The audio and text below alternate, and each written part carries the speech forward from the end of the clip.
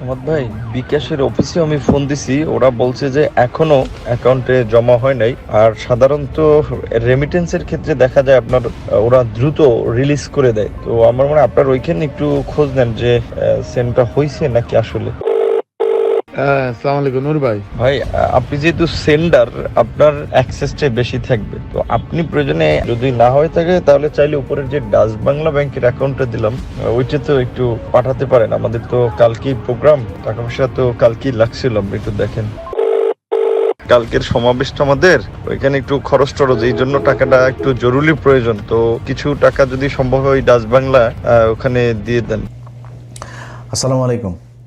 কণ্ঠটা নিশ্চয়ই আপনাদের কাছে চেনা চেনা লাগে। এই বিষয়টা আজকে এইভাবে আনতে চাইনি। এটা আনার কারণ হচ্ছে ওর কিছু ছোট লোকই গতকালকে সে একটা পোস্ট করেছে, ওই তার ফেসবুকে গিয়ে পোস্টটা পড়ে আসলে তারপরে দেখবেন। সে হলো নবাব সিরাজউদ্দৌলার উত্তরসূরি, তার বংশেরই লোক। তার বাপের বিশাল জমিদারি আছে। হ্যাঁ, ওর বাপ থাকতে হইলো বাউফলে, সেই কালাইয়া থেকে তারপরে ওইখানে থাকতে পারেনি, চলে গেছে আপনার একদম চরের মধ্যে। ওই আছে না আপনার খাস জমি, সেই খাস জমিতে সেখানেই বড় হয়েছে, সেখানেই থাকে, সেইখানেই তার বাড়ি। এখন সে শ্বশুর বাড়িতে টাকা পয়সা দিয়া টিয়া বিকাশে টাকা টুকা দিয়ে ঘরটর করেছে। আর কোথায় কি করেছে, কাতারে ব্যবসা, দুবাইতে ব্যবসা, ভাইদেরকে রেন্টে কারের ব্যবসা করে দিয়েছে, কালিয়া করে তার রেন্টে কারের অফিস আছে, বিশাল এলাহি কারবার। তো সে এখন বিশাল আকারের মানে পয়সাওয়ালা এক বাপের বেটা। মানে ভাবটা এরকম, জন্মগতভাবেই সোনার চামচ মুখে নিয়ে তারপরে সে বড় হয়েছে। তার টাকা পয়সার কখনো কোনো সমস্যা ছিল না। আমাদের ভিক্ষার টাকা তোর পকেটের মধ্যে। সে কালকে পোস্টে লিখেছে, আমরা এখানে আমি কাজ করে খাই, কামলা দিয়া খাই না, তুচ্ছ তাচ্ছিল্য করে। ভাই বেটা, কামলা দিয়া না, আমেরিকায় মানে যত ধরনের কষ্ট আছে সব কষ্ট করে তারপরে স্ট্রাগল করে তারপরে দেশের জন্য কাজ করেছে। সেই টাকা, সেই কষ্টের টাকা তোরে পাঠাইছি, তোরা আবার সেই টাকা নিয়ে জালিয়াতি করছিস। আমার কথা না, ওর দলের লোকজন তারা বলেছে। প্রতি মাসে প্রবাসীরা এই চাঁদাটা দেয়, আমাদের একটা রিসিপ্ট পাওয়ার কথা, কিন্তু আমরা এই রিসিপ্টটা পাই না। প্রতি মাসে আমরা রিসিপ্টের জন্য এই আলোচনা হয়, অর্থ কমিটির হিসাব নিয়ে আলোচনা হয়, কিন্তু অর্থ কমিটি কোনো মাসেই স্বচ্ছ একটা হিসাব আজ পর্যন্ত দাঁড় করতে পারে নাই।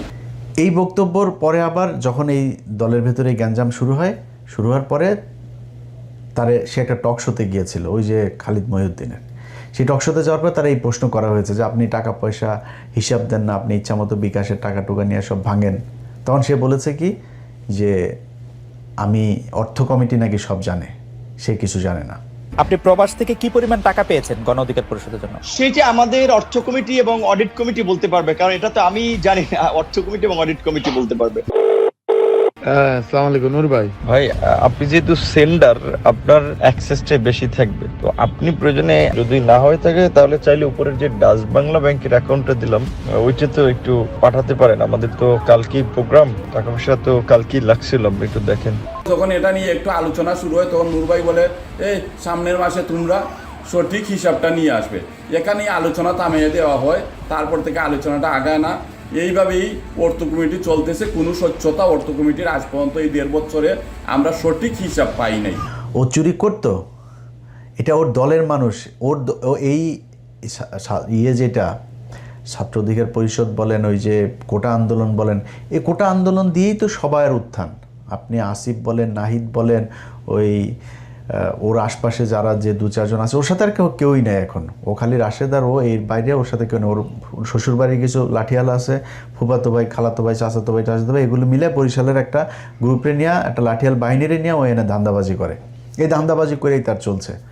এখন সে নিজের বিরাট আকারের পয়সাওয়ালা লোকজন, বিরাট আকারের মানে অনেক কিছু হয়ে গেছে তো, বুঝছেন না? ফকিন্নির পোলারে আপনি যদি নাকি টাকা পয়সা দেন, ও তো এটার গরম সহ্য করতে পারবে না।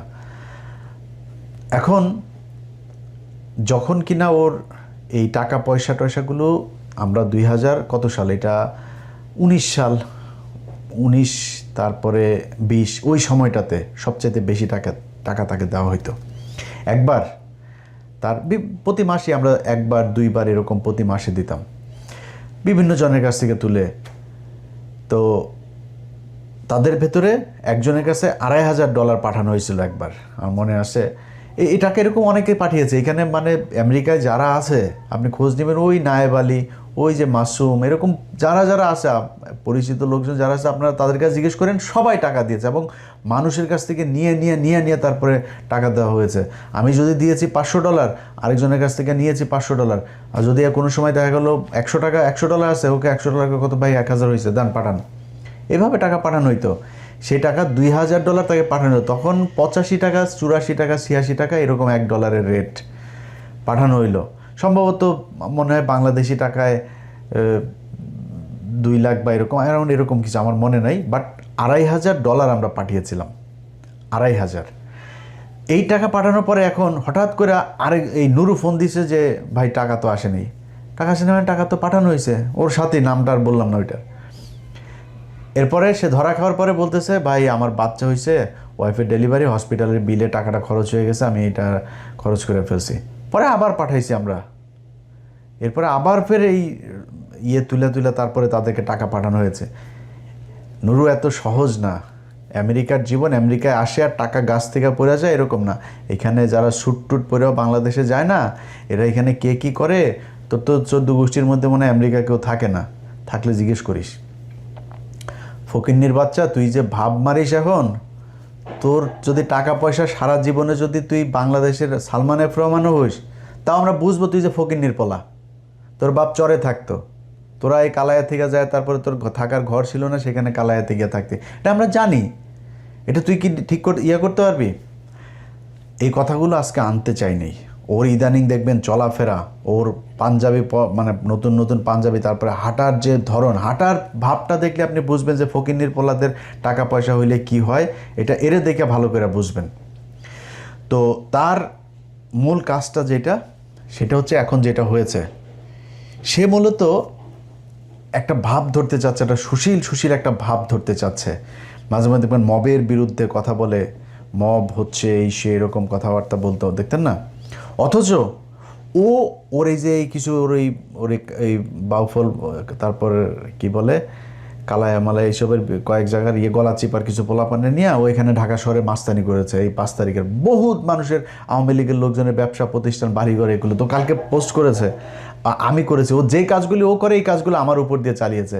তুই নুরু শোন, তোর একটা কথা বলি, তোর কোনো বাপেরে যদি কোনোদিন জানতে পারিস যে ইলিয়াস কোনো ব্যবসা প্রতিষ্ঠানে কোনো কারোর কাছে যায়, তারপরে চাঁদাবাজি করছে, কারোরে তদবির করে করছে, বেটা বদলি করা তো পরের কথা, তদবির করছে কি না তুই এটা খোঁজ নিস, যায় কারোরে কোনদিন করছে কিনা। যদি একটা দেখাইতে পারিস, নিজের জুতা দিয়ে নিজের গালে লাগাবো।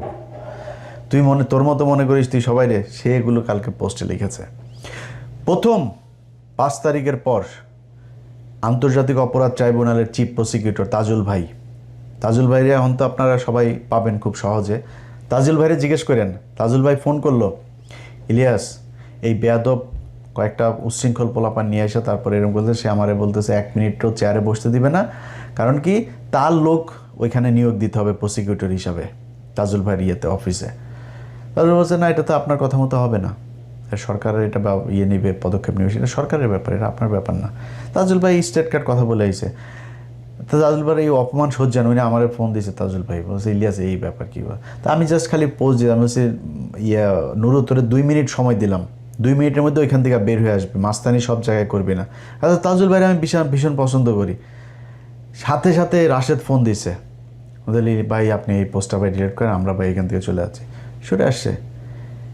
আচ্ছা, স্বাস্থ্য মন্ত্রণালয়ের একজন স্বাস্থ্যমন্ত্রী একজন ব্যক্তিগত সহকারী ছিল, সেই ছেলেটা একজন জুলাই যোদ্ধা, তার হাত দিয়ে বহু জুলাই এই যুদ্ধে আহত বহু মানুষকে সে এই সুস্থ করেছে। এইটার কারণেই তাকে এই মন্ত্রীর পিএস বানানো হয়েছিল।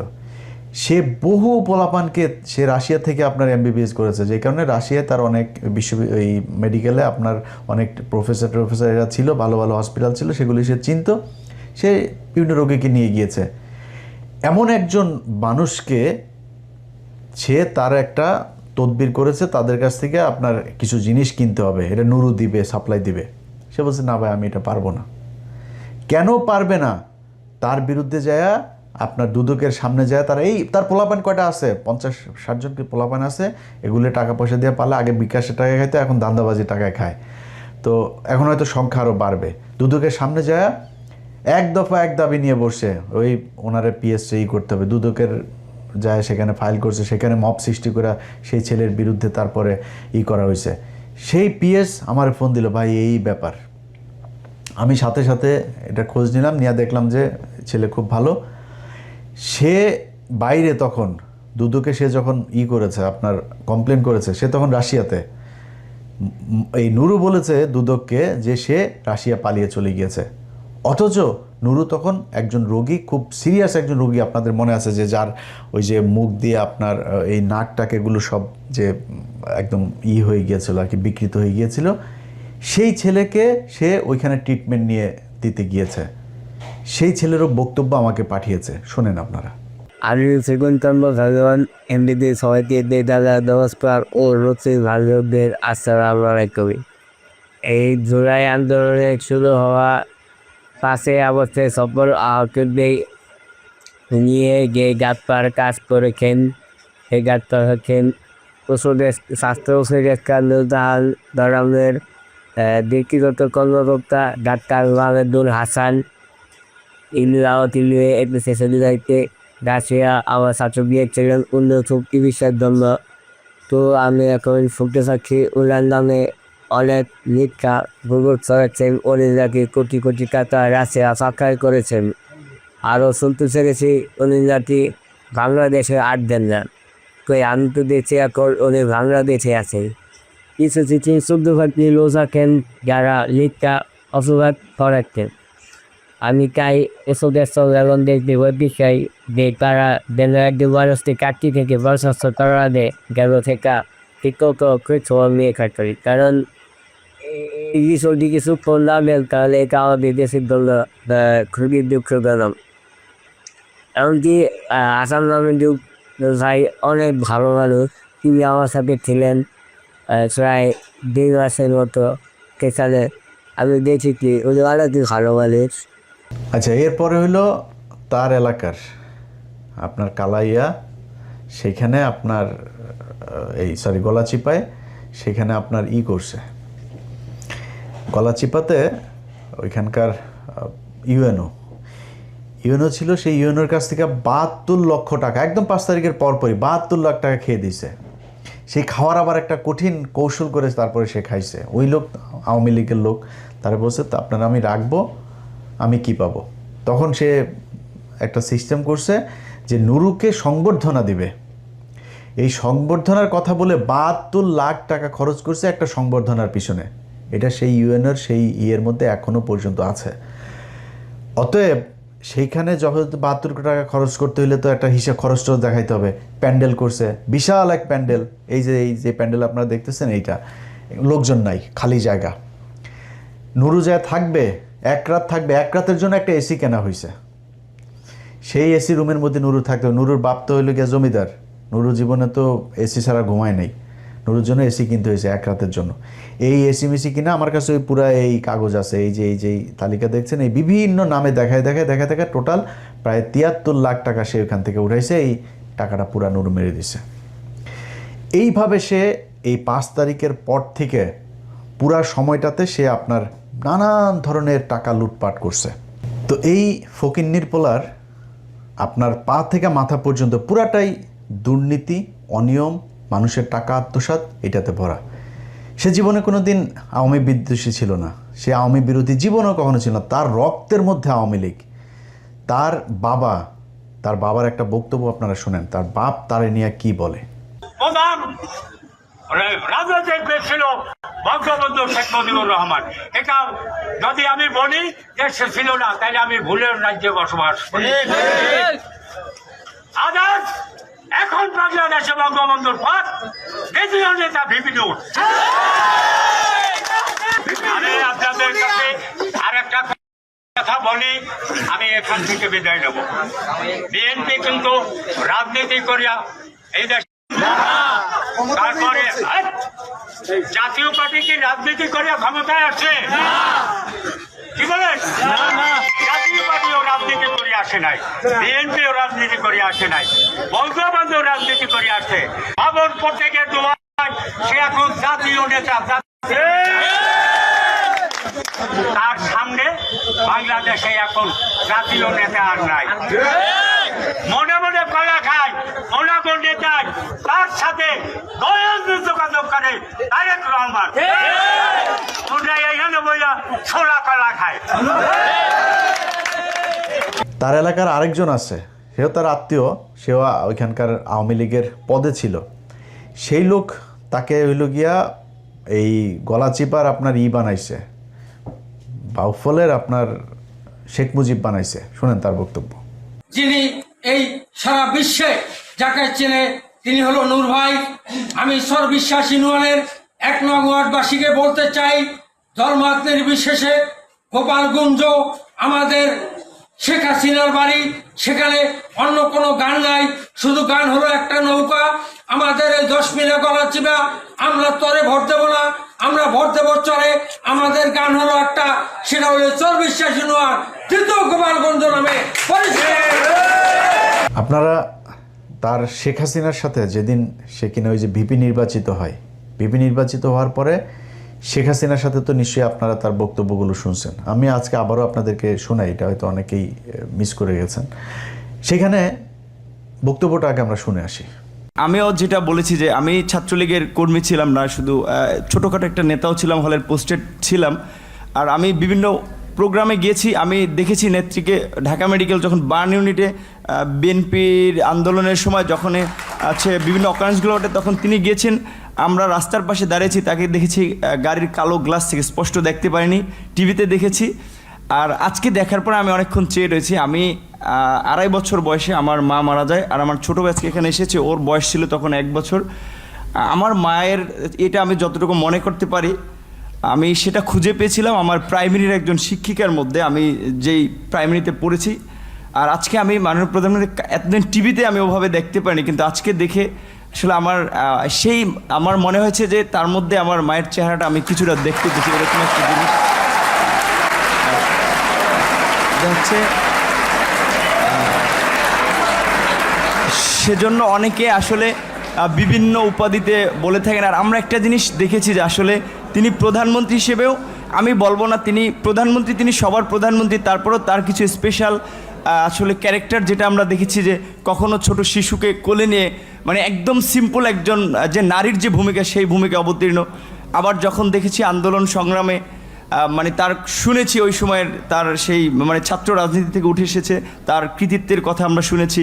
আর বঙ্গবন্ধুর কথা তো এটি আসলে তো শুধু আমরা না, সারা বিশ্বের মানুষ জানে। আর তার সুযোগ্য কন্যা যদিও শেখ রেহানা আপা আমরা রয়েছে, কিন্তু এটি তো আমরা মানে সবার মধ্যে সব গুণ এককভাবে থাকে না, কিন্তু আপা আমরা মনে করি যে আসলে যেটা বঙ্গবন্ধুর মধ্যে অনেকে বলে যেটা ছিল, তার পুরোটা মনে হয় যে আমাদের নেতৃত্ব পেয়েছেন। আমার আপার প্রতি অনুরোধ থাকবে যে আসলে অনেকে, যেটা আমি আপা বলতে চাইনি, কারণ আমি আসলে মানে মায়ের ওই জায়গাটাকে তাকে দেখতে চেয়েছিলাম, কিন্তু সবাই ছাত্রলীগ আমিও যেহেতু করেছি সবাই আপা আপা বলে, এই জন্য আমার মুখ থেকে ঘটনাটা বের হয়েছে যে আমার ছাত্রলীগের ভাই বন্ধুরাও কেন যেন আমাকে আসলে জামাত শিবির বানানোর জন্য তারা খুব একটি অপপ্রচার করেছিল। তাদের ছাত্রলীগের এতগুলো এরকম একটা পোস্টে থাকা অবস্থায়, আর আপনারা দেখেছেন যে আমার পরিবারের, আমি আশা করি যে মাননীয় প্রধানমন্ত্রীর কাছে আমার পরিবারের সকলের মোটামুটি একটা তথ্য আছে, সেখানে দেখেছেন যে আমার পরিবার আসলে মানে পুরো পরিবারে ছিল আওয়ামী ব্যাকগ্রাউন্ডের। কিন্তু আসলে আমি অনেক কথাই বলতে চেয়েছিলাম, কিন্তু আবেগ ভালোবাসায় অনেক কিছুই ভুলে যাচ্ছি। জয় বাংলা, জয় বঙ্গবন্ধু। আর আমি প্রধানমন্ত্রীর অনেকটা প্রোটোকল, এই কারণে আমি অনেকটা আমার একটু ইচ্ছা ছিল যে বঙ্গবন্ধু শেখ মুজিবুর রহমানকে কখনো তো দেখিনি, তার কথা শুনেছি। আর তার গান যেটি আমি ক্লাস 5-এ একটা গান খুব ভালো লেগেছিল, আমাদের স্কুলের মাঠে মুক্তিযোদ্ধা সংসদ সন্তান কমান্ডের আয়োজনে একটা প্রোগ্রাম ছিল, ওখানে এরকম একটা গান ছিল, যদি রাত পোহালে শোনা যেত বঙ্গবন্ধু মরেনি, তাহলে আমরা পেতাম জাতির পিতা বিশ্ব পেত মহান নেতা, এরকম একটি গান। আর বঙ্গবন্ধুর প্রেমে তো সবাই পড়েছে। আর আমার যেহেতু আমি বলেছি আমার মাকে আমি সেই 2.5 বছর বয়সে হারিয়েছি, আমাদের প্রথমে আমার ইচ্ছা ছিল যে আমি মাননীয় প্রধানমন্ত্রীকে, যেমন ভারতের নরেন্দ্র মোদী আমরা দেখেছিলাম মাননীয় প্রধানমন্ত্রী যখন গিয়েছেন কোনো রকম প্রোটোকল ব্রেক করেই তিনি তাকে ওয়েলকাম জানিয়েছিল, আমার একটা ইচ্ছা ছিল তাকে মানে একদম ঝটিকা আগে তাকে সালাম করাটা, কিন্তু আমি ভাবছি তার পিছনে যেহেতু তার নিরাপত্তা রক্ষীরা রয়েছে সেটা বিঘ্ন ঘটবে কিনা, এই জন্য আমি যাইনি। আমি একটু প্রধানমন্ত্রী আপনাকে একটু, যেহেতু আমার মা নাই, আমি বলেছি আমার সেই মাতৃত্বের ছায়াটা আমি দুজনের ব্যক্তির মধ্যে খুঁজে পেয়েছি, সেটা আমার শিক্ষিকা এবং হচ্ছে আপনি। আমি একটু আপনাকে সালাম করতে চাই।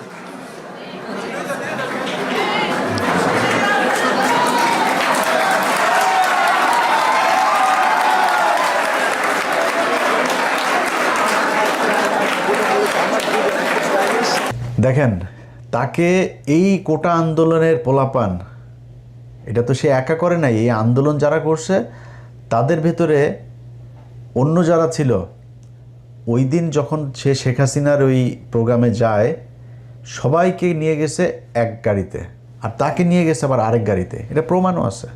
ছাত্রলীগ নেতারা ঢাকা বিশ্ববিদ্যালয়ের বাসে করে গণভবনে গেলেও ভিপি নুরুল হক ও সমাজসেবা সম্পাদক আক্তার হোসেন যান আলাদা গাড়িতে। এই আলাদা গাড়িতে নেওয়ার কারণ হচ্ছে তারে শেখ হাসিনা ওই দিনই তাকে পারচেজ করে, সে ওই দিন তার কাছে বিক্রি হয়ে যায়, এবং যেই কারণে যারা তার সাথে এতদিন আন্দোলন করছিল তারা আবার ঢাকা বিশ্ববিদ্যালয়ে পরের দিন সংবাদ সম্মেলন করে এটার অভিযোগ করে। কিন্তু আমরা মনে করি তিনি যে বক্তব্য পূর্বে দিয়েছেন এবং গতকাল যে বক্তব্য দিয়েছেন, এটি এক ধরনের মানে টোটাল আন্দোলন স্পিরিটের জন্য ক্ষতিকর বলে আমরা মনে করি। যে আন্দোলনটা যে গতিতে যাচ্ছিল এবং তার মুখের দিকে সারা দেশে ঢাকা বিশ্ববিদ্যালয়ের ছাত্র সমাজ তাকিয়েছিল, এটি ঢাকা বিশ্ববিদ্যালয়ের ছাত্র সমাজকে যথেষ্টভাবে হতাশ করেছে বলে আমরা মনে করি। তার সাথে গতকাল তিনি গণভবনে বক্তব্য দেওয়ার পরে তার সাথে আমরা এখনও মিটিংয়ে বসতে পারিনি। তার সাথে আমরা বারবার যোগাযোগ করার চেষ্টা করেছি যে আপনি যে বক্তব্যটা দিয়েছেন, এই বক্তব্য কি আপনি নিজে স্বীকার করে দিচ্ছেন, তার মানে আপনি কি চান না যে আন্দোলনটা চলুক কি চলুক না। তিনি এখনও আমাদের সামনে এটি স্পষ্ট করেননি। যেহেতু তিনি স্পষ্ট করেননি, আমরা মিডিয়ার মধ্য দিয়ে যে বক্তব্য, গণভবনে প্রধান বক্তব্য যেটি পেয়েছি, এটি যথেষ্ট সাংঘর্ষিক।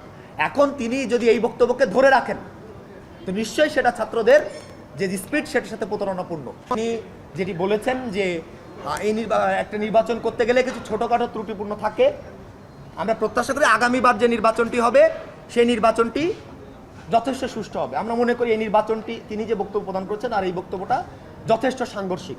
আমরা প্রত্যাশা করেছিলাম তিনি যে গণভবনে গিয়েছেন, তিনি হয়তো গিয়ে এই যে পুনর্নির্বাচনের দাবিটি তিনি হয়তো ওখানেও তুলে ধরবেন, ওইটা দৃঢ়ভাবে পুনর্ব্যক্ত করবেন, কিন্তু তিনি সেটা না করবার মধ্য দিয়ে এক ধরনের, ভাই যেটা বললেন যে এক ধরনের এইটা ছাত্রদের যে স্পিরিটের সঙ্গে এক ধরনের তিনি দ্বিচারিতা করেছেন।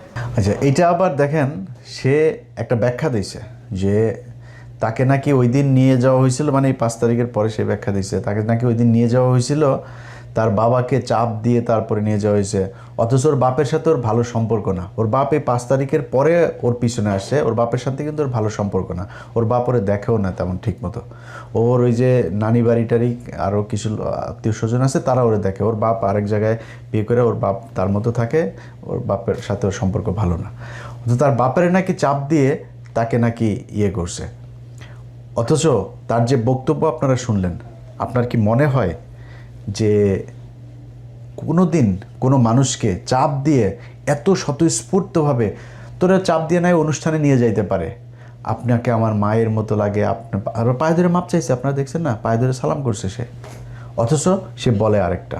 আমার কাছে ফোন আসলো তৎকালীন প্রধানমন্ত্রীর কার্যালয়ের থেকে যে ডাকসুর সমস্ত প্যানেলকে তিনি চায়ের আমন্ত্রণ জানিয়েছে। যাওয়ার সিদ্ধান্ত নেওয়ার আগেই তখন আমার বাবাকে এই পটুয়াখালী থেকে ঢাকায় নিয়ে আসা হয় এবং নিয়ে এসে তাকেও কিছুটা আসলে যে আতঙ্কিত করা হয়, আপনার ছেলে যদি না যায় আপনার ছেলেকে মেরে ফেলতে পারে। যে দেখেন, খালেদা জিয়ার মতো একজন বিশাল মাপের নেত্রী, তাকে জেলে নিয়েছে, বিএনপির নেতাকর্মীরা কি আন্দোলন করে তাকে বের করতে পেরেছে? সে যদি না যায় এটার জন্য তার পরিণতি কিন্তু চরম আসলে খারাপ হতে পারে। তো এখন আমার মা নেই, তো আমার বাবা আসলে এক প্রকারে আমার বলা চলে যে খুব ক্ষমা চাওয়ার মতো, যে বাবা আমি তো তোদেরকে মানুষ করেছি, আমি তোদের কাছে কিছু চাই নাই, বলি নাই, তোরা বিশ্ববিদ্যালয়ে পড়স। আমি তোর একটা অনুরোধ করি যে যেহেতু প্রধানমন্ত্রীর পক্ষ থেকে দাওয়াত করা হয়েছে, গণভবনে যাও। উনি স্বাভাবিকভাবেই যে একজন মায়ের জাতি, তো ওনাকে তুমি সেভাবেই সম্মান করবা। আমার বাবাই আমাদেরকে তখন মায়ের আদর বাবার আদর দুটো দিয়ে বড় করেছে। তখন আসলে আমি খুব একটা দায়বদ্ধতার মধ্যে পড়ে যাই যে আমার বাবার কথা বা বাবার একটা আকুতি বা আমি নিজে যেই ক্যারেক্টারের বলা চলে সেটা আমার বাবার অনুরোধের কারণে। আচ্ছা দেখেন, সে যে কথাটা বলেছে এই কথাটা সত্যি না। তার বাবাকে ধরে তারপরে চাপ দিয়ে তাকে তারপর করেছে, এই কথাটা সত্যি না। কিন্তু একটা জিনিস সবার মাথায় প্রশ্ন আসতে পারে যে নুরু তো হাসিনার বিরুদ্ধে আন্দোলন করেছে, অনেকবার মার খেয়েছে, বহুবার, যতবার মার খাইছে ওর লুঙ্গি খুললে যদি নাকি ওর পশম গুনেন অতগুলি পশম মনে, যতবার পিটানিও খাইছে, ও জীবনে বহুত পিটানি খাইছে।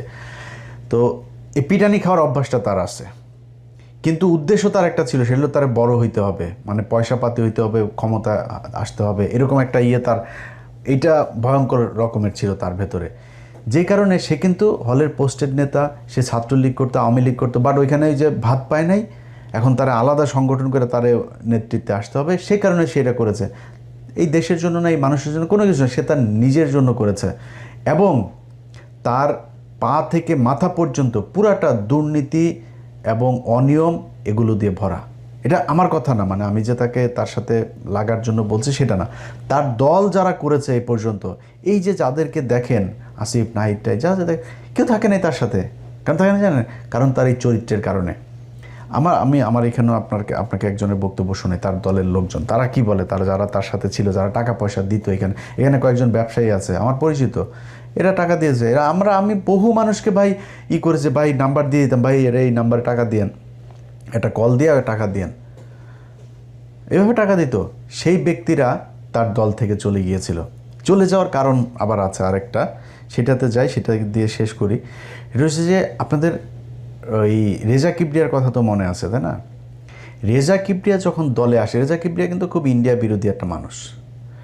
তো সে বারবার প্রকাশ্যে বলতো যে তার বাপকে খুন করেছে, আওয়ামী লীগ মেরেছে, বিএনপির কেউ তার বাপকে মারে নাই, এই কথাগুলো কিন্তু সে বলতো। এই কারণে তাকে দেখতে পারতো না। তখন এই নূরের সাথে হাসিনার সম্পর্ক খুব ভালো, এবং হাসিনা তখন নুরুকে পুরো একদম কিনে ফেলেছে। ওই সময়টাতে যখন রেজা কিবরিয়া এসে দলে ঢুকার পরে ইন্ডিয়া রেজা কিবরিয়াকে থাকতে দিবে না। একজন ব্যক্তিকে ঢুকাইলো, তার নাম হলো বিপ্লব কুমার পোদ্দার। সে বিপ্লব কুমার পোদ্দার হঠাৎ করে এসে দলের ভেতরে একদম প্রথম সারিতে চলে আসলো, তার পাশে বসে থাকে। এই লোকটা যখন আসার পরে রেজা কিবরিয়াকে বাদ দিয়ে দিবে। যখন রেজা কিবরিয়াকে বাদ দিয়ে দিবে বলছে, তখন আবার আমরা একটু রিয়েক্ট করলাম যে আপনারা এটা বাদ দিচ্ছেন কেন? এটা বাদ দেওয়ার পরে ওর দলের ভেতরে কিছু মানুষজন ওর থেকে বের হয়ে গেলে, এখানকার আমার পরিচিত কিছু ব্যবসায়ীরাও বের হয়ে যাবে, এবং এরা তখন বললো যে আমরা ওরা টাকা পয়সা দিব না, আমরা আগের টাকা পয়সার হিসাব চাই। এই টাকা পয়সার হিসাব যখন চাইছে, সে টাকা পয়সার হিসাব দিবে না, টাকা পয়সার হিসাব তার কাছে নাইও, সে দিতে পারবেও না। তো তারা করলো কি, তারা দল থেকে বের হয়ে গেল, এবং তারা সরাসরি অভিযোগ করেছে এই অভিযোগগুলো। এনিওয়ে, আমি ওনাকে প্রতি মাসে আমি টাকা দিতাম দলের জন্য, কিন্তু ওনার নামে, ওনার অ্যাকাউন্টে, ওনার বিকাশ নম্বরে আমি টাকা দিতাম। সো এটা আজ থেকে আমি আর দিব না, এমনকি আমি ওনার সাথে কোনো দল করব না, এই দলের মধ্যে আমি নাই। উনি জাতির কাছে আইসা মাফ চাও, যদি জাতি মাফ করে দেয় ভালো, আর এইরকম দেশের গাদ্দারের সাথে আমি কাজ করব না। আর যদি আপনারা প্রমাণ সহকারে রিসিপ্ট সব কিছু দেখতে চান, আমি দিয়া দিব ইনশাল্লাহ, এবং কি প্রুফ সব কিছু আছে। আমি উনাকে প্রতি মাসে টাকা দিতাম, উনি একটা টাকাও দলের মধ্যে দেয় নাই। আমরা আমেরিকা থেকে অনেক টাকা পয়সা এই দলের জন্য দিয়েছি, যেটার এখন পর্যন্ত আমরা কোনো হিসাব পাইনি, অর্থ কমিটির কাছেও পাইনি, নূরের কাছেও পাইনি। আমরা বিকাশের মাধ্যমে, বাই অ্যাকাউন্টের মাধ্যমে, বাই পিন নম্বরের মাধ্যমে আমরা লক্ষ লক্ষ টাকা এই দলের জন্য দিয়েছি। আমরা আর কোনো টাকা পয়সা এই দলের জন্য খরচ করব না, কারণ এই দলটা এখন এনডিআর হাতে চলে গেছে। আর সদস্য সচিব এটাই করতেছে, এনডিআর রয় ওনাকে যে মেসেজটা দিতেছে এটাই উনি করতেছে। আপনারা দেখেন যে উনি ডক্টর রেজা কিবরিয়া, ওনাকে বের করার ফায়দারা উনি করতেছে, আসলে উনি করতেছে না, এটা রোর মাধ্যমেই হয়েছে, কারণ রেজা কিবরিয়া এগেনস্ট অফ র। আচ্ছা, খালি রয়ের বিষয়টাই না, তার সাথে আবার মুসাদের বিষয়টাও কিন্তু এখানে আসছে, তাদের সাথেও সে দেখা করছে, এবং সে তার লোকজন যাদের টাকায়, যাদের প্লেনের ভাড়ায় সে ওখানে গেছে, তাদেরকে পর্যন্ত রাখে নাই। সে গোপনে যায় মুসাদের সাথে, ওই যে মেহেন্দি সাপাদির সাথে দেখা করে আসছে, সেটা তার দলের লোকজন বলছে। মিটিংয়ে ছিলেন কতক্ষণ আপনি মেহেন্দির সাথে? 40-45 মিনিট। ছবি তুলে নেয় মেহেন্দির সাথে? একটা বোধহয় তোলা হয়েছিল আমাদের। হ্যাঁ, ওইটা আমাকে দিবেন, ওইটা আমি ড্যানিয়েলকে পাঠাবো, ড্যানিয়েলকে আপনার নাম্বার দিব, আমি বলবো যে আমাদের লোক, ঠিক আছে? ড্যানিয়েল আপনার সাথে ফোন দিবে। He was meeting with Safadi about this issue. And there was other meeting took place, I think, in Dubai, in Qatar, in India. Mehedi and সাফাদির সাথে আমার মিটিং হয়েছে, আমার বৈঠক হয়েছে, আমার কথা হয়েছে, আমার আলোচনা হয়েছে, তো তাতে কি হয়েছে? 11 ডিসেম্বর নূর ভাই আমাকে এসএমএস করে জানালেন যে জীবন ভাই 16-17 তারিখ যদি আপনি ফ্রি থাকেন তাহলে আমরা উমরার উদ্দেশ্যে মক্কা চলে যাব, সেখান থেকে হজ করে আমরা আমাদের এই সাংগঠনিক কার্যক্রম শুরু করব। আমি বললাম ঠিক আছে, আমরা চলে যাবো, সমস্যা নেই। তো যখন তারিখটা কাছাকাছি আসলো তখন আমাকে তিনি 19 তারিখে ফোন দিলেন, বললেন জীবন ভাই আমি চলে যাচ্ছি, একজন ভালো ডোনার পাওয়া গেছে যে কিনা আমার টোটাল ফেয়ারটা বেয়ার করবে। তখন আমাকে বললেন আমার তো কিছু অ্যাপয়েন্টমেন্ট আছে, যেহেতু আমরা একসঙ্গে যাচ্ছি আপনাকে বলা উচিত, এখানে আমার মুসাদ সহ বিভিন্ন গোয়েন্দা সংস্থার সঙ্গে দেখা হবে, আমাদের একসঙ্গে যেতে হবে। তো আমি ওনাকে স্ট্রেট বলে দিয়েছিলাম ওই সময় যে জি না, আমরা তো হজ করতে যাচ্ছি, এই মুহূর্তে আমি এই ধর্মীয় অনুভূতি এবং রাষ্ট্রীয় বিরোধী কোনো কাজ কর্মকাণ্ডে অংশগ্রহণ করব না, আপনি কাতার চলে যান আর আমি মক্কা চলে যাই। তখন উনি কাতারের প্রবেশ করলেন আর আমি মক্কার উদ্দেশ্যে রওনা করলাম। আমি মক্কায় 18 দিন থাকার পর উনি মক্কা যখন আসলেন তখন আমার সঙ্গে দেখাও ওনার হয় নাই। তো টোটাল সাংগঠনিক সফরটা আমাদের একসঙ্গে ছিল, কিন্তু আমরা একে অন্যের সঙ্গে কখনো দেখা হয়নি, কারণ একটাই বিষয়, আমি ওনার সঙ্গে দ্বিমত পোষণ করেছিলাম। তাই এবার এই যে বিভিন্ন দেশের গোয়েন্দা সংস্থা এবং যারা আমাদের শত্রু হিসাবে আমরা যাদেরকে ট্রিট করি, সেই সব দেশের গোয়েন্দা সংস্থার সাথে যায় যেই নেতা তারপরে গোপন গোপন বৈঠক করে, সেই বৈঠকে কি কথা হয়েছে কি আমাদের দেশের মানুষকে আজও পর্যন্ত সেটা জানতে দেওয়া হয় নাই। এবং হাসিনাও কিন্তু তাকে কিছু বলে নাই, কারণ হাসিনার সেই রয়ই তাকে সেই মিটিংগুলো করাইছে, যে কারণে তাদের কোনো সমস্যা নেই। সে কিন্তু এখান থেকে আসার পরে বিমানবন্দর থেকে তাকে অফিসে নিয়ে যাওয়া হয়েছে, তারপরে সেখান থেকে নিয়ে যাওয়া হয়েছে ভারতীয় হাই কমিশনে, তার লোকজন বলছে এগুলি। দুবাইতে আইসা যে মেহেদী সাফাদির সাথে মিটিং করলেন, প্লাস ওইখান থেকে যাওয়ার পর বাংলাদেশে এনডিআর বা গোয়েন্দা বা হাই কমিশনারের সাথে মিটিং করলেন, এটা কিন্তু আমাদের দলের জন্য কাম্যকর নয়। উনি যে কাজটা করছেন দেশদ্রোহী, তাই আমি খুবই দুঃখ পাইছি। দেখতেছেন কিছুদিন থেকেই আমাদের গণ অধিকার পরিষদে একটা বিশৃঙ্খলার সৃষ্টি হয়েছে। দুঃখজনক হলো বিষয়টা সত্যি। বিপ্লব কুমার পোদ্দার উনি যখনই আমাদের দলে আসলেন তারপর থেকে আমাদের দলের সমস্যাটা শুরু হয়েছে, কারণ বিপ্লব কুমার পোদ্দার উনি একজন রোড এজেন্ট। আমাদের সদস্য সচিব বিপি নুরুল হক নূর উনিও একজন রোড এজেন্ট। উনি ইন্ডিয়ান হাই কমিশনারের সঙ্গে দেখা করেছেন, রোর সঙ্গে ওনার কন্টিনিউ যোগাযোগ আছে। উনি ডাম বাম কিছু বুঝতেছেন না, উনি যা ইচ্ছা তাই করতেছে। এটার একমাত্র কারণ হয়েছে ওনার যে মিশনটা, যে ওনার মিশনটা না, রোড যে মিশনটা, এই মিশনটাইকে কিন্তু উনি কমপ্লিট করতেছে। এই হচ্ছে নুরুর আসল চরিত্র। এবার বাকিটা আপনাদের।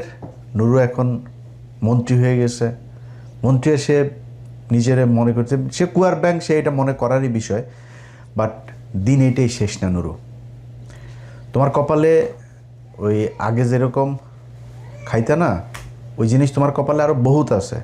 ওই যে গলা চিপার লোকজনই তোমারে খাইয়ে দেবে। বিএনপির লোকজনের সাথে তোমার এখন হালকা পাতলা বাঁধে না, হালকা পাতলা না, ভারী ভারী খাওয়া তুমি সামনে। আল্লাহ যদি বাঁচায় রাখে এগুলো দেখব।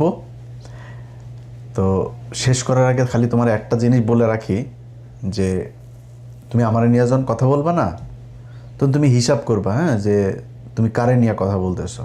ধরো কথার কথা, তুমি আমার টাকা পয়সা নিয়ে কথা বলবা, আমার বাপের কি আছে ওইটাকে একটু খোঁজ নিবা। হ্যাঁ, আমার কি আছে, আমার কয়টা টাকা আছে সেটাও আবার খোঁজ নিবা। মানে আমি তো এখানে কাজ করি, তাই না? আমার কাজ করার মধ্যে আমার তো হাজার হাজার কোটি টাকা নেই, কিন্তু যেটুকু আছে সেটা আমার কাজ করে তারপরে যতটুকু আমি উপার্জন করছি ওইটা কতটুকু আছে, তুমি কি কাজ করো ওইটা একটু হিসাব করবা।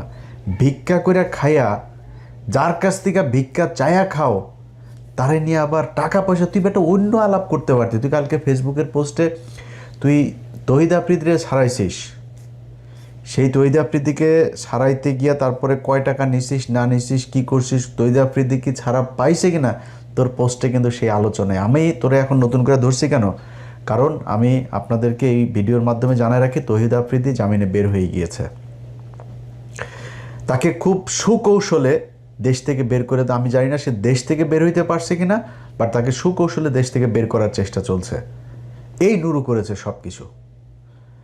সব কিছুর একদম অর্গানাইজ করেছে এই নুরু। আপনাদের দেশবাসীর কাছে আমি আজকে ভিডিওতে বলে গেলাম, আমার এই ভিডিও থাকবে, আপনারা জানতে পারবেন, এই দেশের মিডিয়ার কাছে জানতে পারবেন, নাহলে আমি কনফার্ম হয়ে একদম তথ্য সহ আপনাদেরকে জানাই দিব। আপনারা এই 2-4 দিনের ভেতরেই বাংলাদেশের মিডিয়াতে জানবেন যে তহিদ আফ্রিদির জামিন হয়ে গিয়েছে। কিন্তু জামিনটা আসলে হয়ে গিয়েছে, সে বের হয়ে গিয়েছে, এটা নুরু করেছে, এই জন্য ওরে আমি ধরছি এবার। সো তুই টাকা পয়সা নিয়ে তারপরে ধান্দাবাজি করিস, আর আমি এই যারা ধান্দাবাজ তাদেরকে ধরানোর জন্য নিজের জীবন বাজি রেখে নিজের বিপদে ফেলে শত্রুতা তৈরি করে তারপরে তাদের শাস্তি চাই। এটা তোর মধ্যে আর আমার মধ্যে পার্থক্য। আর তুই আমার নিয়ে যখন কথা বলবি না, তোর পেটটার মধ্যে একটু হাত দিবি, দিয়ে দেখবি যে আমার কষ্টের টাকা তোর পেটের মধ্যে আছে, তোর টাকা আমার পেটের মধ্যে নেই, জীবনে আসবেও না, ইনশাল্লাহ আসবেও না। কারণ তোর না খায় মারা গেলেও তোর কাছে ভিক্ষা করবো না, তুই যেমন ভিক্ষা করতে পারিস ওটা আমার দিয়ে হবে না। সো খুব হিসাব করে কথা বলবি। আল্লাহ হাফেজ।